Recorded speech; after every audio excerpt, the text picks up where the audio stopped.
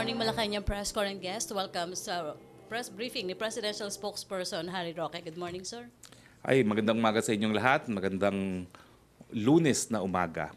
Well, alinsunod po sa ating pangako ng isang linggo na tayo po ay tutulong na ipahatig sa taong bayan ang tunay na mabuting balita sang-ayon dito sa tren.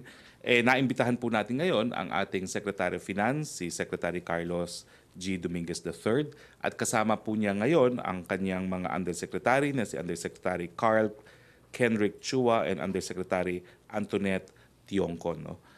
Ladies and gentlemen of the Malacañang Press Corps, let us all give a warm welcome to Secretary Dominguez and Undersecretaries Chua and Tionco.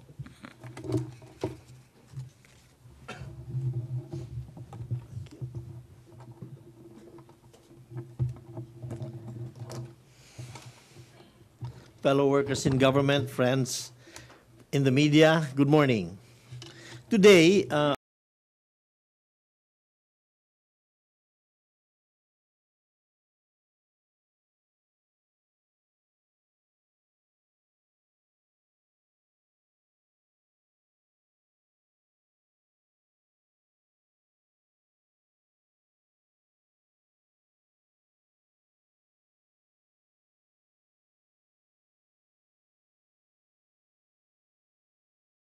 of income and prices, and how much revenues will be raised from this reform. Let me first emphasize that this reform is an important milestone in our economic history. This is the first time that we are doing a tax reform not because of a crisis or because it was imposed by external forces. It is also the first time that the main purpose of the reform is to reduce poverty and inequality and not because of deficit or debt reduction. TRAIN is the first step to once and for all correct our unfair, complex, and inefficient tax system.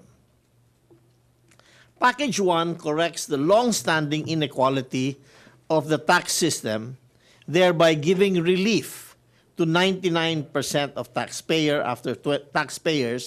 after 20 years of non-adjustment while broadening the tax base.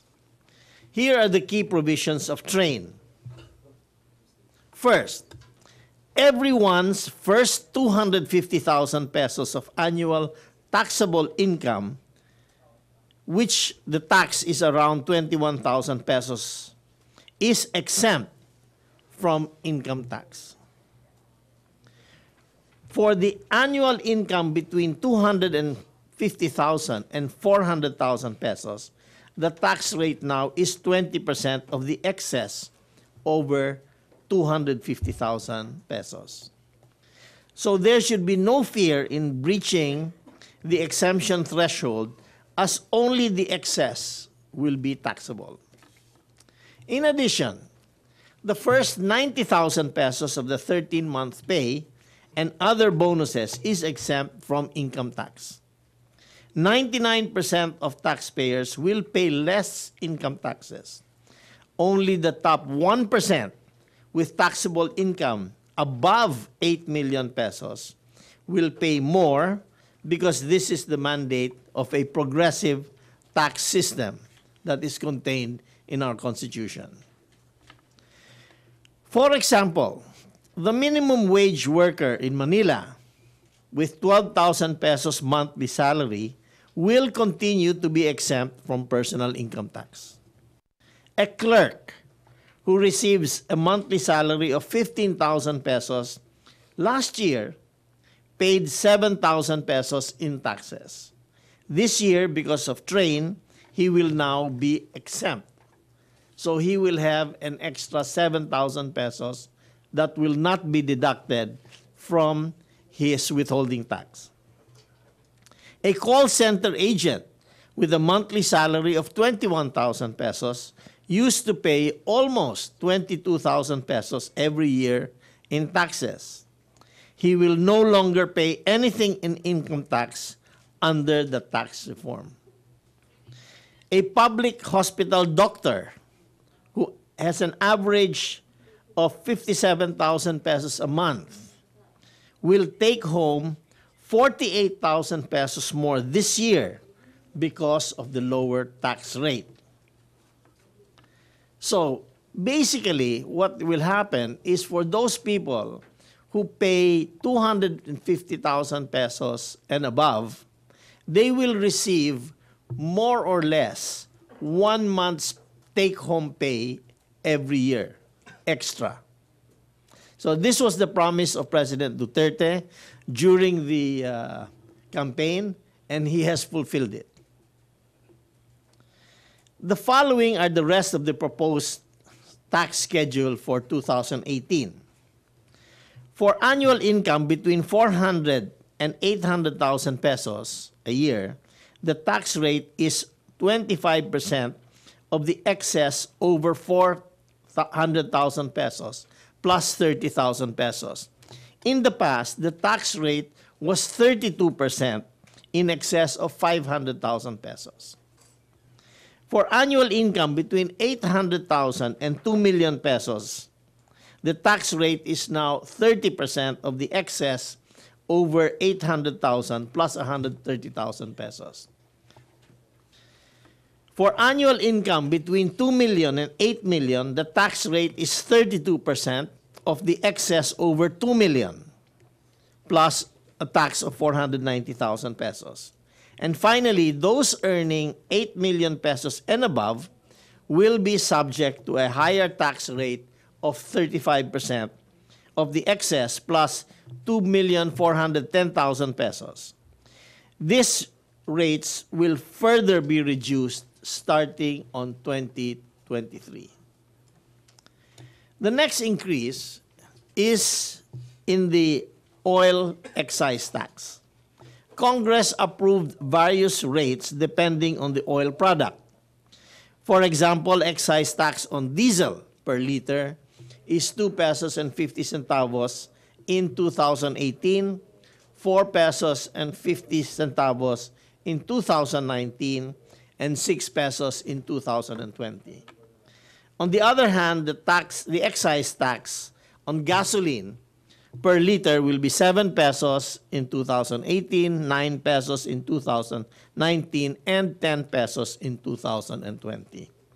This means that starting around late January 2018 or early February, the indicative pump price for diesel will be around 35.6 pesos per liter for gasoline and 49.8 pesos per liter for gas.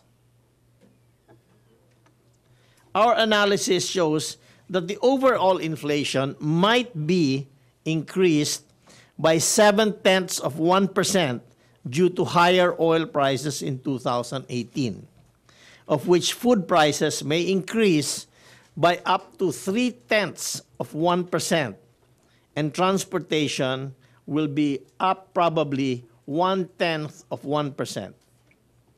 This is rather manageable, especially when compared to the savings from the lower personal income tax. History supports this analysis. Between January 2016 and January 2017, diesel increased by almost 14 pesos, which is an equivalent increase of 76%. However, inflation remained stable. Food and transportation and electricity, gas and housing and water did not increase significantly.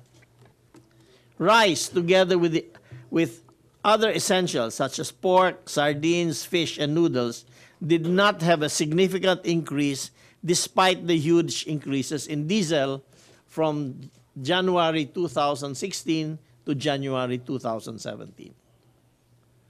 To protect the poor and vulnerable from the impact of these moderate increases in prices due to the increase in oil excise, the DSWD is mandated to provide a targeted cash transfer to the poorest 10 million households in the amount of 2,400 per year in 2018, 3,600 per year in 2019 and 2020. This will be implemented in the first quarter of 2018.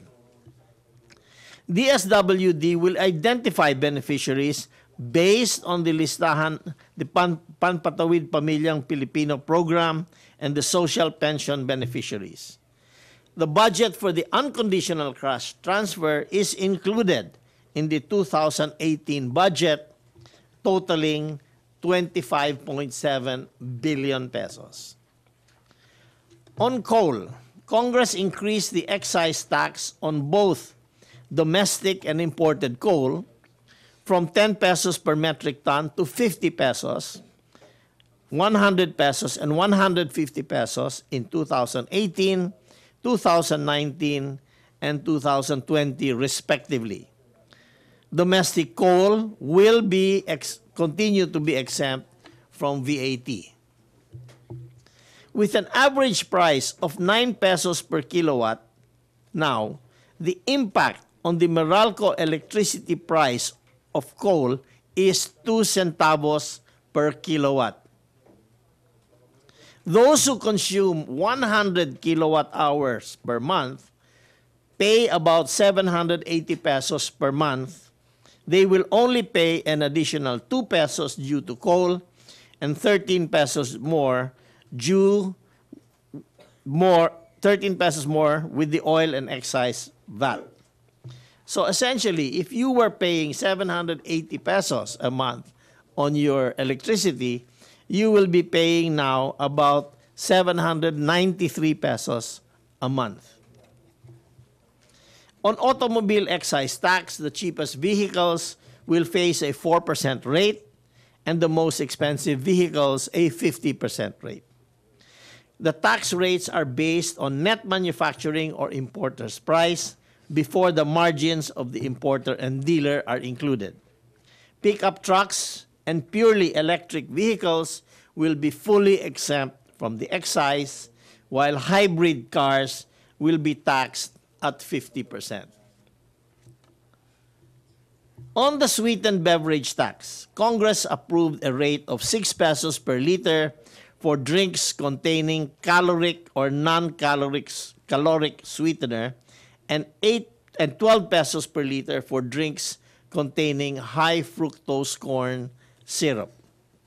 For example, the price of 1 liter bottle of regular soft drink will increase from 30 pesos to 42 pesos, while 1 liter of diet soft drink will increase from 30 pesos to 36 pesos.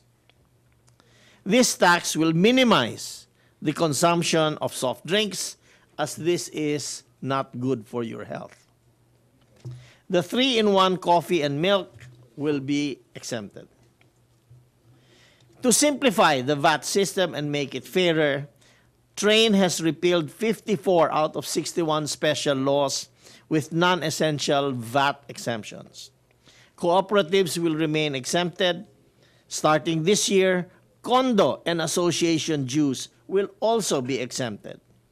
On the other hand, medicines for diabetes, high cholesterol, and hypertension will be exempted starting 2019.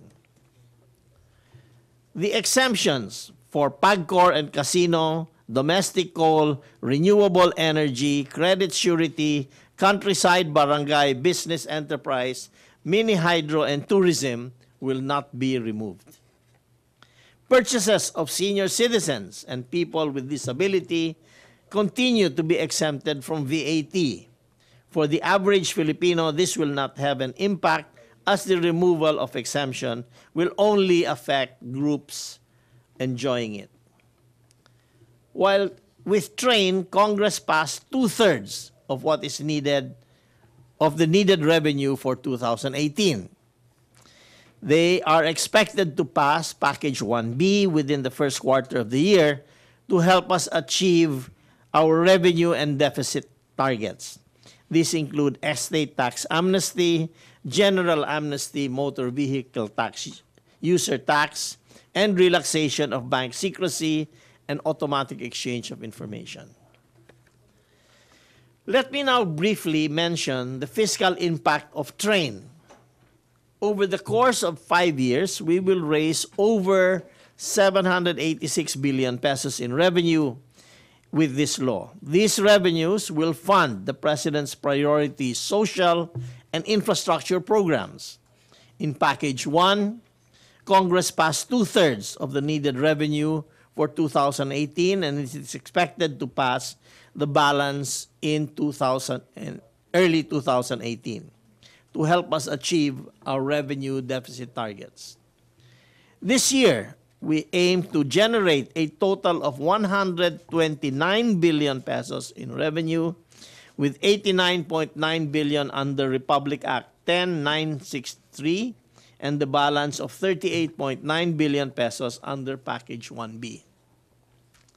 To have an idea what the tax reform can fund, it can fund 629,120 public school classrooms, or 2,685,101 public school teachers, or 60,483 rural health units, or 484,326 barangay health stations, or 1,324 provincial hospitals, or 35,745 kilometers of paved road, and 786,400 kilometers of temporary bridge upgrades, and 2,665,763 hectares of irrigated land. All these will help improve people's lives. Package 1B is crucial to keep the 3% of GDP deficit target. To meet this target for the rest of the administration, we will need to pass packages 2 to 5.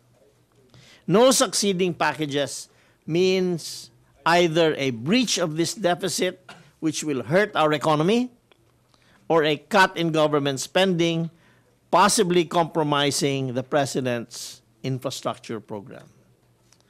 To end, let me highlight the next packages of the Comprehensive Tax Reform Program. Within this month, we will submit to Congress our proposal for Package 2, which will lower corporate income taxes and modernize fiscal incentives. We will also submit Packages 4 on passive income and financial taxes by the second half of 2018. Thank you very much. And we will accept questions now. And I know your questions will be difficult. That's why I brought two of our expert undersecretaries here, Undersecretary Chongko and Undersecretary Chua, to help answer these questions.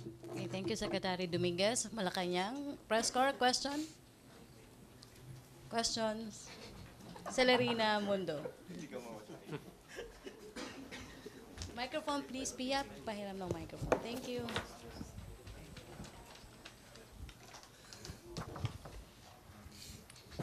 Good morning. I'm Celerina Monte from Manila Shimbun, Japanese newspaper. Sir, you have mentioned that Package 2 will be submitted within the month and 4 will be by the middle of this year. How about 3 and 5? I believe there are 5 packages. When do you intend to submit that? Yes. Package 3 will be also submitted within the year. And Package 5, we will see if we will still need revenues for Package 5. Some of Package 5 features have already been included in Package 1. How much do you intend to get from all these packages once approved? Our infrastructure program is about 8 billion pesos. 8 trillion. 8 trillion pesos, okay? It is not wise to borrow everything. It's just like any business. You have to have your own capital. And this is our capital. So we would like to raise more or less something in the area of 2 trillion pesos for this, around 25% of the total. Just like any business, when you put it up, you have to put up your own capital, or else you will be borrowing too much. So how much would be the impact, for instance, on inflation and other services, if ever? Our estimates, and these are confirmed by the estimates of the central bank and the NEDA, it will increase by about 0.7%. No, overall, all the tax packages. About that, around that much. Because the other tax packages are not so much increasing taxes. It is just making it fair. I'll give you an example, okay? For the taxes on what do you call this, passive income, like your interest, okay? When you put their money in the bank, you get an interest, right? However, the government or the BIR will take 20% of the interest that you pay, right? That is if it is in pesos less than 5 years. If it is in pesos more than 5 years, no tax. Okay? Now, we think that's a bit anti-poor, because who can afford to put your money more than 5 years? Diba? So it really favors, right now, the current tax system favors the wealthier people in the country. Another example, if you have dollars, right, and you deposit the dollars and earn an interest, the tax is only 7.5% withheld. So we want to take a look at all these different taxes and make it more fair.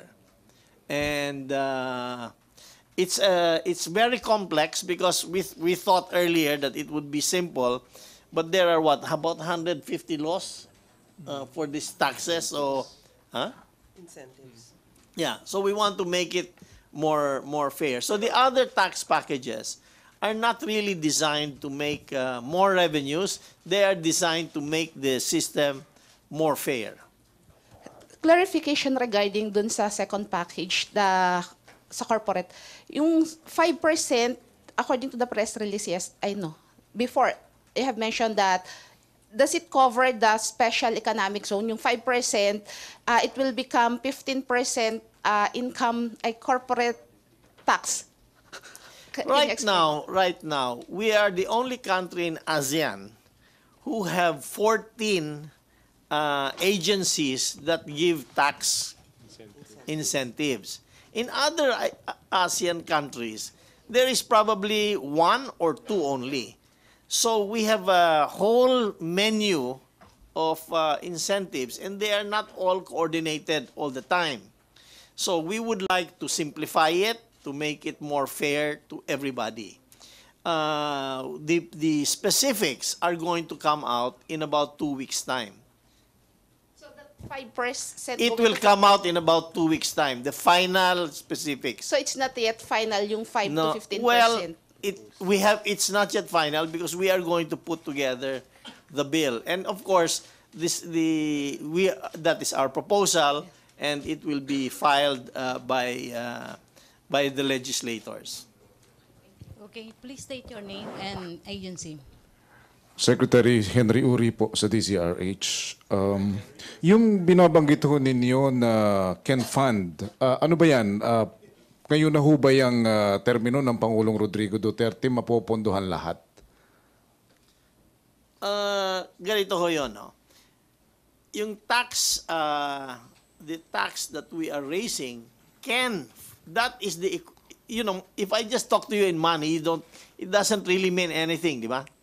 But if I tell you, this money that we will raise can fund 2.6 million hectares of additional agricultural land, I think it means a little something, right? So this is what this money can buy. In 5 years, meaning during the term or during the remaining years of this Duterte administration? Yes. That it can fund that, okay?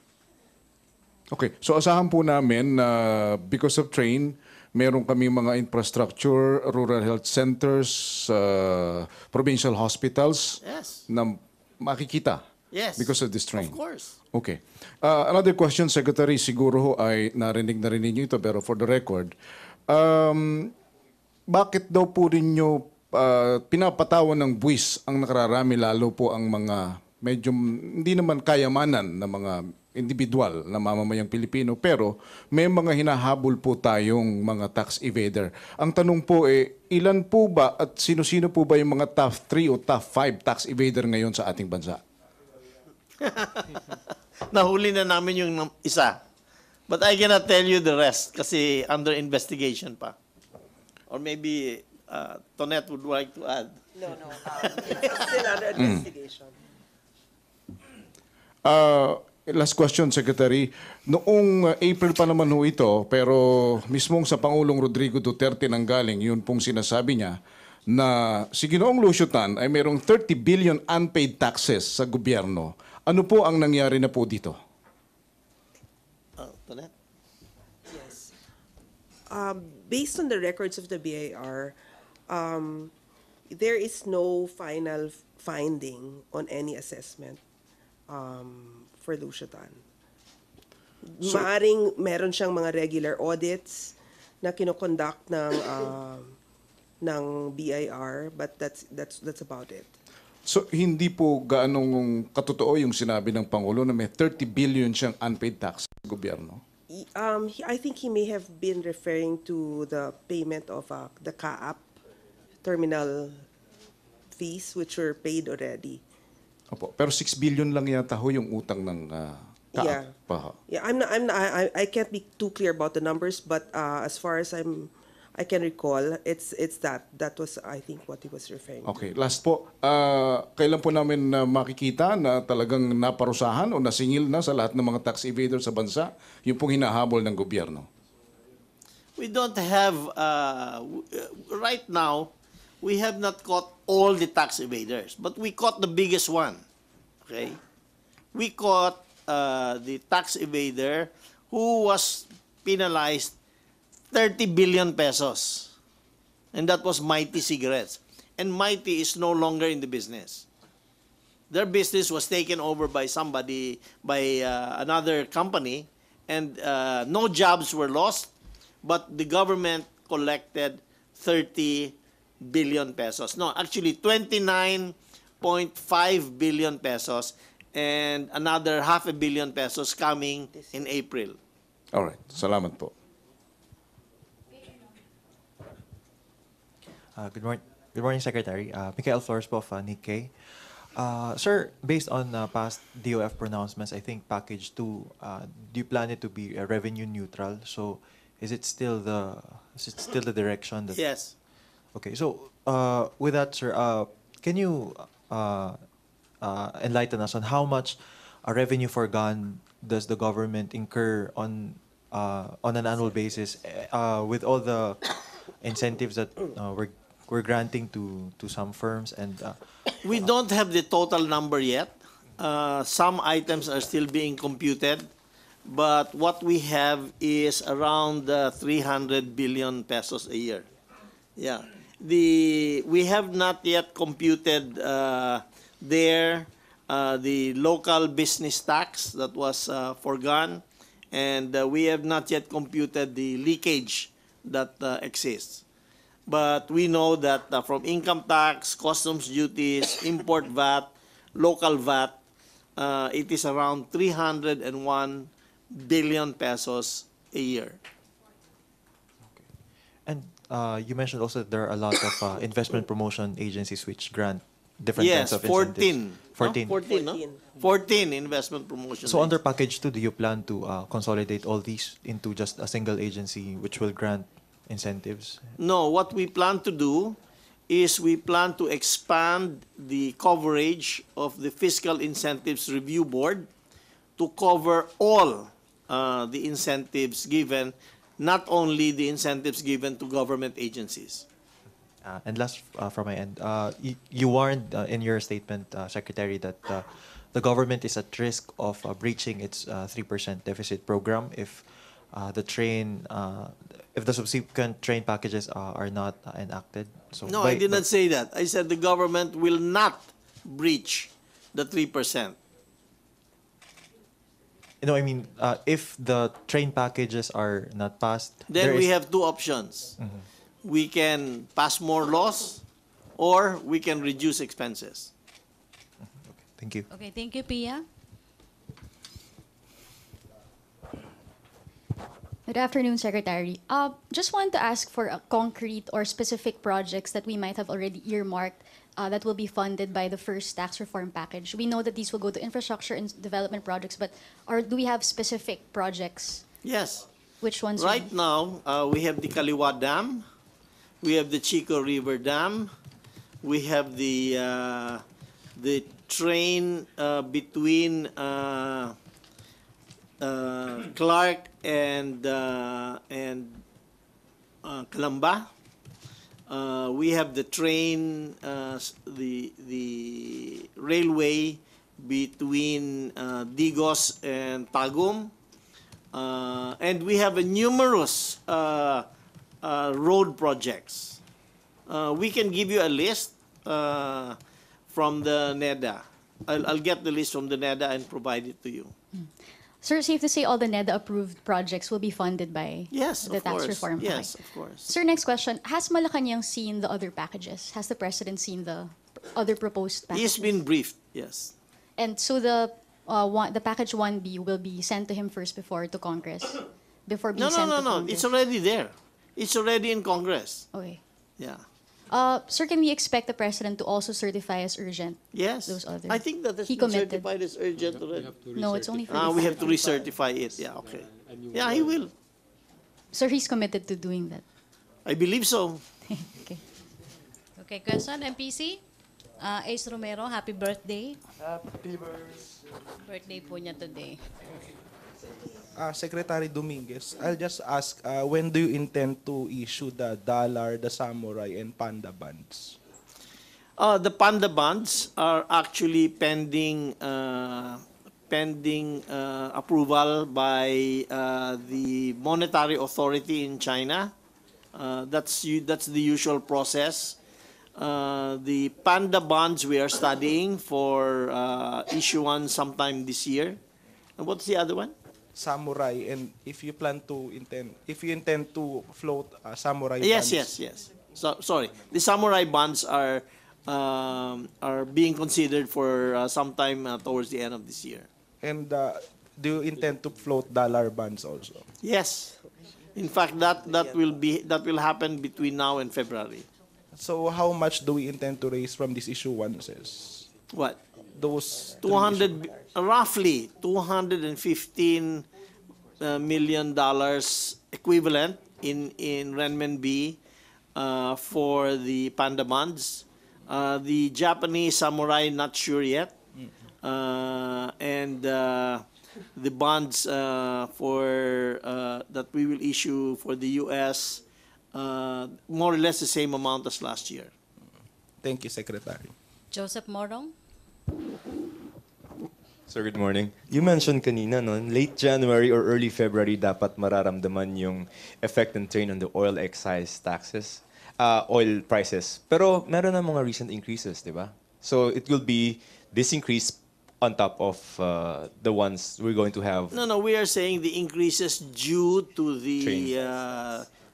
due to the additional excise taxes will be felt upon the how would you say withdrawal or consumption of all the taxes that of all the fuel that was withdrawn prior to the train. Kasi the gasoline stations keep I don't know how many months inventory. So the inventory that was already paid with the old taxes should remain at the same price. So dapat, sir, early February and late January dapat. I think so. I think so. I don't have the exact inventory figures. Yes. We'll check with the DOE about that. But that's what I expect, di ba? Around that time, yeah. I'm just curious. Meron pong provision for vouchers, no, for jeepney drivers. Was that retained in the final form? There is in the budget I think a 900 million subsidy for these vouchers and social assistance. That is if they will be affected. But so far, we have not seen a case wherein we would have to tap that in full.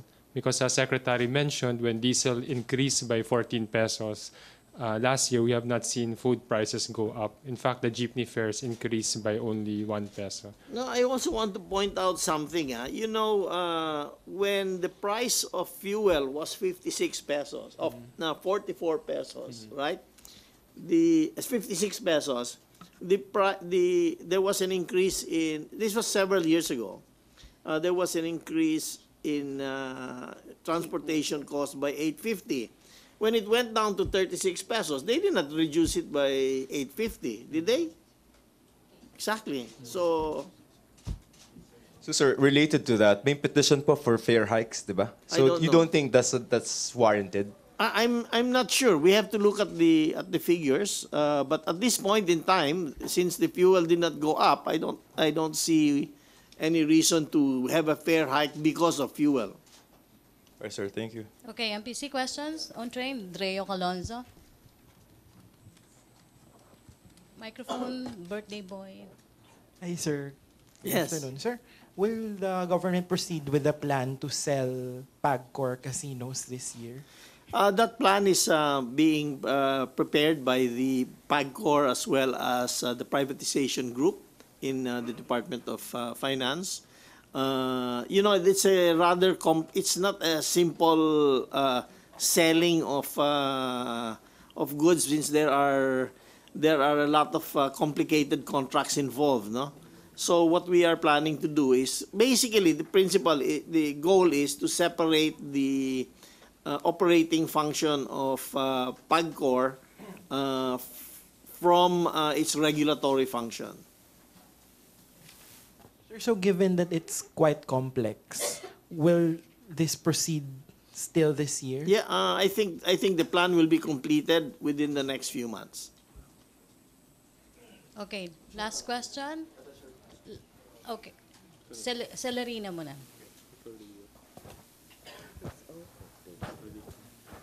Sir, follow-up ko lang yung sa Marawi Band. Meron na bang plan to issue that? Kasi I believe Yes, there is a plan to issue the Marawi bond. What we are waiting for is the plan to rehabilitate Marawi. You know, the financing only follows the plan. So we don't have the complete plan yet, but I understand Mr. Del Rosario has said he will finish it by March. But we are ready with the issuance of a Marawi bond. How much po yung inaayos? I don't know nga eh, because we have to complete the plan first eh. But there's an initial assessment of 50 billion already. There is a couple of, I think there is it 20 billion in the budget already set up? But that's certainly not sufficient, I believe. But we have to wait for the complete plan eh. So by second quarter, kung matatapos... Well, depends on the plan. You know, the financing only follows the plan. I mean, you know. Thank You you. don't borrow a house, borrow money before you have a plan to build a house, diba? So we'll wait for the plan. But Okay. we are ready to issue that bond. Last Those two bonds, questions. Yeah. Please state your name and agency. Thank you. Sir, I'm RJ Balinbin from Business World. Sir, on the general tax amnesty in the package 1B, how much do you expect from it? And can you give us details about it, sir? Carl. Well, yung amnesty, we can't really say how many will avail. But so what we did was to look at past amnesties and how much we collected. I think in the 2008 amnesty, we collected 13 billion. That's around 0.07% of GDP. So we used the same estimate, and that is around 26 billion, if I'm not mistaken. Double na? Double, yes, because our GDP has practically doubled. But it really depends on who will avail.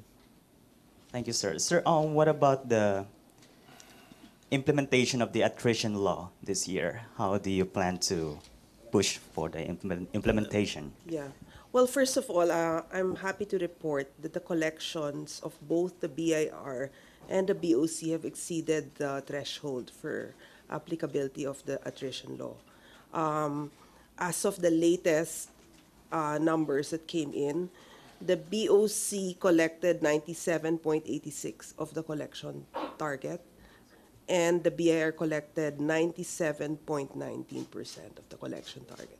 So all in all, because the threshold is 92.5, so on an overall basis, they've already exceeded the attrition target. We will see how that works out as you break them down per district, per office, whether those lower offices have met their targets. But, you know, as a general rule, they've exceeded the target, the 92.5 threshold for that issue, though. Okay, thank you. Last question on train, Joseph Morong.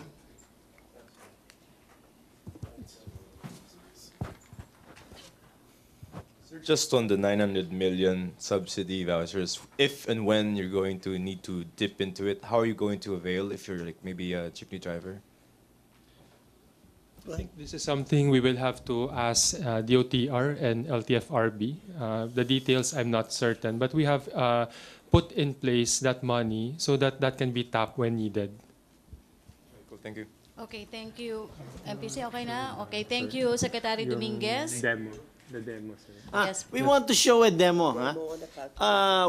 It's on our website, if you don't mind. It will show you how much tax you will not pay, and we also have an estimate on how much increase in expenses you have. But it does not take into consideration the marginal propensity to consume. Okay? Because I know people, when they have more money, they spend more, okay? So this one is just, don't spend more money, okay? So here. So where's the, here? Yeah. Go ahead. Basically, you have heard many questions about what is the total impact of the train. So there is the positive part, which is the lower income tax. And there's also the slight increase in the prices that you have to pay because of the small inflation. And if you buy products such as sugar, sweetened beverage, and oil. So we developed this so that we can explain to the public what is the real impact. So if I will just demo, so here, if you go to the www.taxcalculator.ph, which will be now live for everyone to check, you can input your marital status, so single or kasal, let's say kasal. And then dependents, maybe you have 2 dependents. Complicated. Okay. Now, okay, under the current tax system as of this year, these 2 do not matter, but because we are comparing with the previous system, which takes into account your marital status and your dependents, you have to input that. And then you put your gross. Let's say your gross is 50,000 per month. And then you are private sector, and then your spouse, because you file together, is, let's say, 30,000. Okay, and then you click the calculate, and it is as simple as that. What you will see here is the SSS, PhilHealth, and Pag-ibig contributions for the husband and the wife. Then if you go up again, here it will compute the old and the new income tax system. So under the old, you pay 15,000 tax. Under the new, you pay only 7,360. So combined, you will have 8,050 per month savings, or 104,000 peso more or less per year as a husband and wife. So that is the positive benefit of train. And you have heard that maybe this will not be enough to cover all the expenses. So we calculated, if you go down, the impact on your expenses due to the VAT, the automobile, the sin tax, this is the tobacco, cash transfer. If you are poor, you get something. Oil, sugar, sweetened beverage, and inflationary effects. So we did not invent this.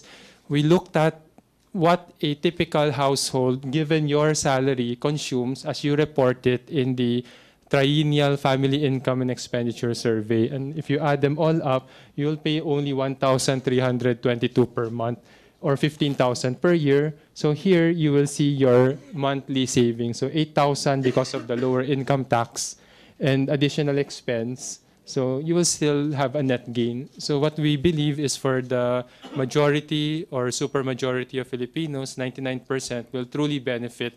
Net effect is positive. So you can try this, and we invite the public Yeah, to you can go up. try it. Should try Okay. it. Thank you. Okay, Of course, the BIR is watching you. Sa BI. Okay, thank you, Undersecretary Carl Chua. Thank you, Undersecretary Antoinette As I said, Yongko. I'll continue. And Secretary Sure. Carlos Dominguez. Thank you. Presidential Spokesperson Harry Roque. Okay, thank you. Thank you. If you have more questions, you can call us anytime. MPC question for Secretary Roque, you have? No, wait. I have good Okay, news sir. first. We have lots of good news, okay? So, thank you. Thank you. Thank you. Let me begin with our Monday good news. Pulse Asia released its last quarter survey on approval and trust rating. The president received the highest approval at 80% and highest trust level at 82% amongst the country's top 5 national officials. No? These numbers show that our people are aware of and recognize the significant strides the president undertook in his 1 year and a half in office. No? We assure our people that he will continue to discharge his duties with the nation's interests foremost in his mind. We thus call on everyone to put this appreciation into action by standing as one and helping the government as we continue to address the problem of poverty, illegal drugs, criminality, and corruption. Second good news, the DOTR announced today's groundbreaking ceremony of the Southeast Metro Manila Expressway Project, or the SEME, which is the first phase of the Metro Manila C6 Expressway Project. No? When completed in 2020, it will cut travel time from Bicutan, Taguig to Batasan, Quezon City to only about 35 minutes. SEME will start in the south with a connection to the existing Skyway Stage 1 in FTI Taguig City and will terminate in Batasan Complex in Quezon City. It will eventually connect to the North Luzon Expressway via Balagtas. Groundbreaking ceremony was led by DOTR, Toll Regulatory Board in partnership with DPWH and the Basis Conversions Development Authority and the City Government of Taguig. More good news. We continue to deliver social services to our veterans and their families. Last year, 85.05 million worth of medical and health care subsidy was allocated by the Philippine Veterans Affairs Office for our veterans and their qualified dependents under the Veterans Hospitalization and Medical Care Program. An average of 208,159 pension accounts also benefited from 9.06 billion pension allocation in the PVAO. In addition, 2,185 Iskolar ng Bayan were given education benefits with a total amount of 38.11 million as of November 2017. More good news, the WHO had positive remarks for our sugar-sweetened beverage tax provision. No? The WHO said that the passage of the tax provision for sugar-sweetened beverages, saying that this is a great step forward in protecting the health of Filipinos. The Philippines is among the first Asian countries to initiate the SSB tax. With this development, we hope to contribute to our national health agenda and hopefully prevent the risks associated with overweight and obesity, diabetes, cardiovascular disease, and tooth decay. Final piece of good news for this week, for this Monday, is that we top for the third straight year. We top, meaning we're number one in the World Energy Council's Energy Trilemma Index 2017 on environmental sustainability. Environmental sustainability, together with energy security and energy equity, forms part of our energy development program. Relative to this, the national government, through the Department of Energy, has laid down policies including the Renewable Portfolio Standards, which mandates energy distribution utilities to source a minimum portion of their energy from eligible renewable sources. And soon, the Green Energy Option Program will be launched to enable consumers the power to choose renewable energy resources as their source of energy. The WEC rating on environmental sustainability is also recognition of the administration's advocacy encouraging Filipinos to make energy efficiency and conservation a way of life. Our program on minimum energy performance requirement for household appliances continues to help us control the growth of our total energy consumption and reduce greenhouse gas emissions. Let me comment first as a spokesperson on the Jerry Ortega case. The President remains the chief implementer of the laws. The case was filed by the executive. We have gotten a decision from the Regional Trial Court that the evidence against former Governor Joel Reyes is strong, which prompted the court to dismiss the petition of bail. We will exercise all legal options to reverse this decision of the Court of Appeals. For the first time, I was allowed by the President to comment in my individual capacity on this case. So I have expressed consent to comment, and my comment is, it is not true that the case was a miracle. The case, true, is a kababalaghan, but is really a travesty of justice. I point out that the only issue in the petition is whether or not there was probable cause to charge former Joel Reyes.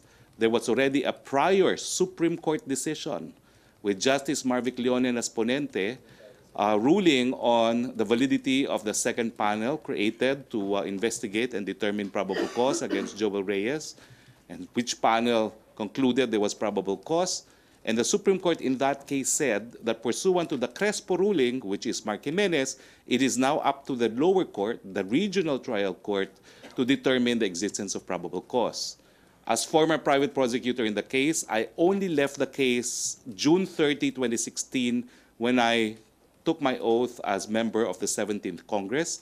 At that time, we had concluded presentation of all evidence for the prosecution, and the defense had already concluded its presentation of evidence, and there was already a decision of the lower court that evidence of guilt was strong against former Governor Joel Reyes. So I find it alarming that this CA decision, number one, overruled an earlier Supreme Court decision, and number two, arrogated its own judgment for that of the Regional Trial Court that had the opportunity to physically accept the evidence, observe the demeanor of the witnesses, and concluded that there was, in fact, probable cause.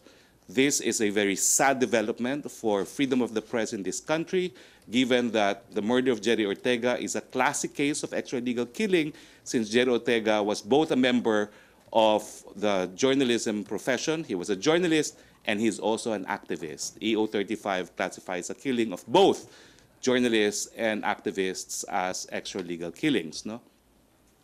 And of course, we condole with the family of Jake Makasait.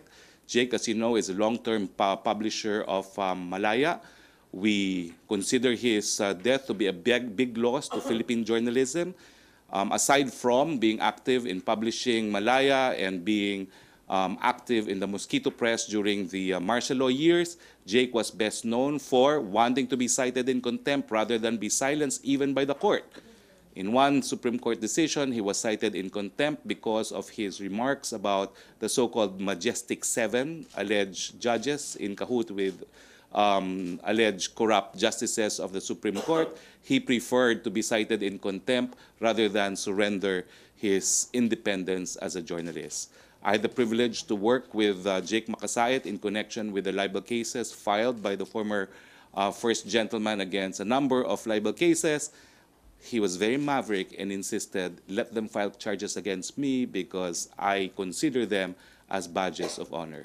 He will be missed, both by me personally and by the nation. Questions now. Joseph Morong. Sir, distinguish ko lang yung binayagan ka na magsalita on your own, yun lang yung soundbite na kababalaghan. But your statement that the government will do everything to reverse the CA ruling, that's from him. That's an official stand of the Philippine government because all criminal cases are prosecuted in the name of the people of the Philippines. Alright, yun muna sir, baka may iba pang Jerry na topic. Pia, may follow-up question?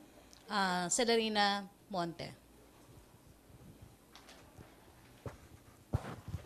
So, sir, what does the government intend to do? Like, will there be any filing of any appeal or because of my awkward position, I can say that I think the government will exhaust all remedies, including filing first of a motion for reconsideration, having said that there was a prior Supreme Court decision that it is up to the regional trial court to determine the existence of probable cause, which had been already determined by the regional trial court.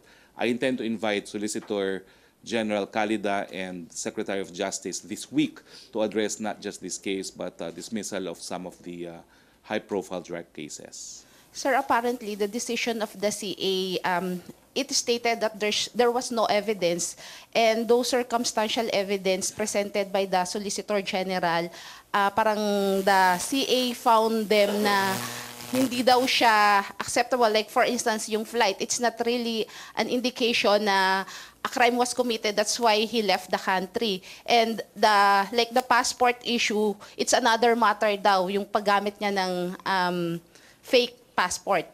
I will answer that in my personal capacity. Of course not. I presented the evidence myself under the control and supervision of the public prosecutor. Every point that the witness Bumar testified to was corroborated by other evidence and other testimonies, other witnesses. There is nothing in the testimony of Bumar that was not corroborated by another witness or by physical evidence. We made sure of that. So I dispute that. We did not rely on circumstantial evidence. Yes, we relied on the testimony of Bumar, but also at every material point of the testimony, we felt, and the regional trial court agreed, that we were able to prove matters testified on by Bumar by other independent evidence, prompting the regional trial court to rule that evidence of guilt is strong and therefore he's not entitled to bail.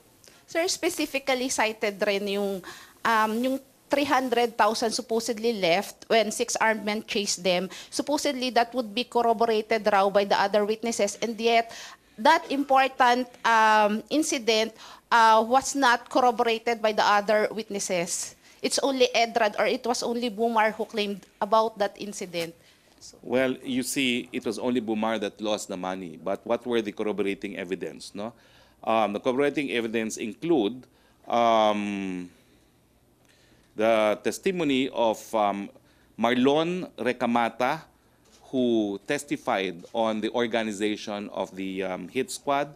There was also the testimony of Mr. Arandia and Mr. Armando Noel on the procurement of the murder weapon, the constant communication between them and Bumar, and the surveillance conducted on Dr. Ortega, the payment for the job, and the procurement of money from the house of Mario Reyes from Ava, and we even had physical evidence of the entry in Ava, and the escape of the suspects. Of course, the declaration of the Court of Appeals that flight does not necessarily mean guilt runs contrary to bulk of jurisprudence, very clearly ruled upon by the Supreme Court that flight is evidence of guilt.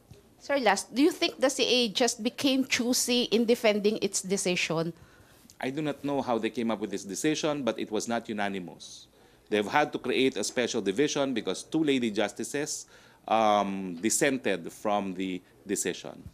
Okay, thank you, Celerina. Other issue, last question? Other issues. Pia? Follow-up ka, Henry? Other issues. Pia? Sir, there was a petition filed by the NUPL seeking to, asking the courts to rule as unconstitutional the martial law extension. And they were saying that this is because martial law extension is more a threat against dissenters and activists than actually meant to quell an actual rebellion. Any comments on this from Malacañang? Well, we can certainly defend martial law as it has been reviewed already by both houses of Congress, and both houses of Congress voting jointly concluded that there is both factual and legal basis. 2 branches of government have already ruled that martial law is constitutional, and we're confident that the Philippine government, the executive, can defend this position in the Supreme Court as well. Certainly, since martial law has been imposed twice already, we have not had any documented cases of persecution against anyone. Sir, I think this is coming from the sentiment that the NPA were identified, as well as the legal fronts, identified in the request for extension as targets of martial law, differing from the previous requests for martial I law. think the branding of the NPA as terrorists is separate and distinct from martial law. They were branded as terrorists because they are terrorists. Okay, thank you. Last three. Henry to be followed by Pia, then Joseph Morong.